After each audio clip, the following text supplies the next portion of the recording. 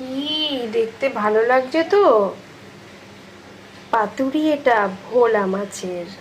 Hello বন্ধুরা, এটা হচ্ছে ভোলা মাছ। ভোলা মাছের পাতুরি বানাবো, চলুন কিভাবে বানাচ্ছি দেখবেন। এই যে একটা একটা করে আমি এই যে এরকম করে ভোলা মাছগুলো আমি সব নিয়ে নিচ্ছি। এই যে, ঠিক আছে, আমি এত সুন্দরভাবে ধুয়েছি, এরকম ভালোভাবে ধুতে হয়, ঠিক আছে।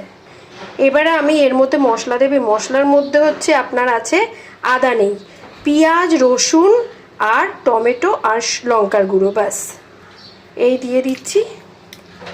দেখতে থাকুন কিন্তু, হ্যাঁ।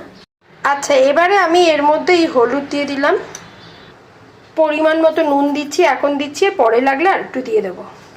আর পাতুরি কিন্তু ভিনিগার ছাড়া হয় না, একটু ভিনিগার দিচ্ছি, ঠিক আছে,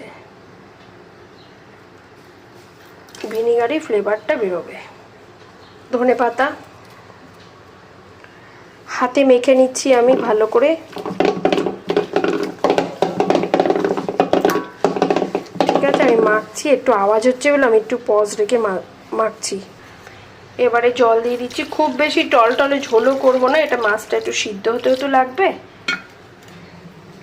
এবারে উপর দিয়ে কাঁচা সর্ষে তেল দেব, পরিমাণ মতো তেল দিয়ে একেবারে আমি বসিয়ে দেবো, ঠিক আছে। কতটা কি হলো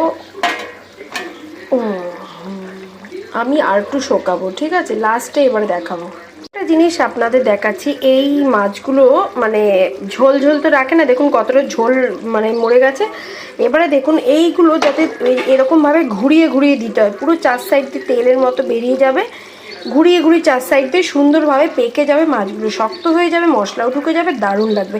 এবারে একদম লাস্টে আপনাদের দেখাচ্ছি কেমন হয়েছে। হয়ে গেল, দেখুন কত সুন্দর লাগছে, একদম শুকনো, চারিদিকে তেল বেরিয়ে গেছে, সুন্দর একদম, খুব সুন্দর হয়েছে। এই পর্যন্ত কমেন্টে অবশ্যই জানাবেন কেমন হলো, আর বাড়িতেও বানিয়ে খাবেন।